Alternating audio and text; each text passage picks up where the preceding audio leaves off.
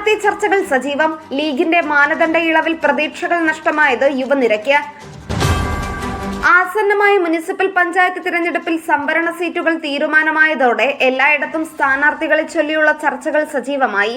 തിരഞ്ഞെടുപ്പ് വിജ്ഞാപനം വന്നില്ലെങ്കിലും പലരും ഇപ്പോഴേ സ്ഥാനാർത്ഥികളെ പ്രഖ്യാപിച്ചു കഴിഞ്ഞു.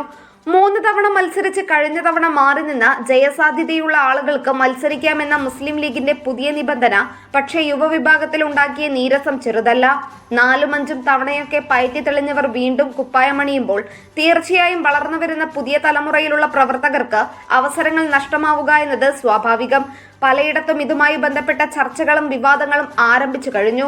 യൂത്ത് ലീഗിന്റെ നേതാക്കൾ തന്നെ മുസ്ലിം ലീഗ് നേതൃത്വത്തോട് പരാതി ബോധിപ്പിച്ചിട്ടുണ്ട്. ഏറെക്കാലമായി സജീവ രാഷ്ട്രീയത്തിലില്ലാത്ത പഴയ പല താപ്പാനകളും ഇതിലൂടെ വീണ്ടും കച്ചകെട്ടി ഇറങ്ങിത്തുടങ്ങിയിരിക്കുന്നു.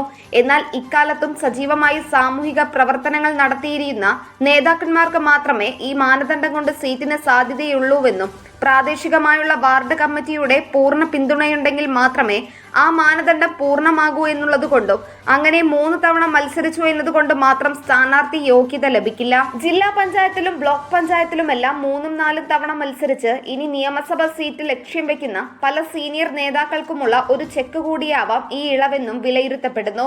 മാനദണ്ഡത്തിന്റെ ഇളവിൽ നിയമസഭയിൽ നിന്നുമുള്ള പല MLA-മാരും ഇനിയും തുടരുമെന്ന് ഉറപ്പാണ്. അതുകൊണ്ട് തന്നെ കൂടുതൽ സീനിയർ നേതാക്കൾ MLA സീറ്റിന് അവകാശവാദം ഉന്നയിക്കുന്നത് തടയിടുക എന്നൊരു ലക്ഷ്യവും ഇതിനുണ്ടായിരുന്നേക്കാം. അതേസമയം ഇത്തവണ വെൽഫെയർ പാർട്ടി UDF-ന്റെ കൂടെ നിൽക്കുന്നതുകൊണ്ട് സീറ്റ് വിഭജനം പലയിടത്തും കൂടുതൽ സങ്കീർണമാവാൻ സാധ്യതയുണ്ട്. മലപ്പുറം നഗരസഭയിൽ 45 വാർഡുകൾ മുസ്ലിം ലീഗ് കോൺഗ്രസ് സീറ്റ് വിഭജനം തന്നെ ചർച്ച പൂർണ്ണമായിട്ടില്ല. അധികം സീറ്റുകൾ വേണമെന്ന് കോൺഗ്രസും 3-ലധികം സീറ്റുകൾ ആവശ്യപ്പെട്ട വെൽഫെയറും നിൽക്കുമ്പോൾ മലപ്പുറം നഗരസഭയിലെ സീറ്റ് വിഭജനം മുസ്ലിം ലീഗിനെ സംബന്ധിച്ച് ഏറെ വിഷമകരമായിരിക്കും. ഏതാനും സീറ്റുകൾ കോൺഗ്രസും മുസ്ലിം ലീഗും പരസ്പരം വെച്ച് മാറുന്നത് ഏകദേശ ധാരണയായിട്ടുണ്ട്.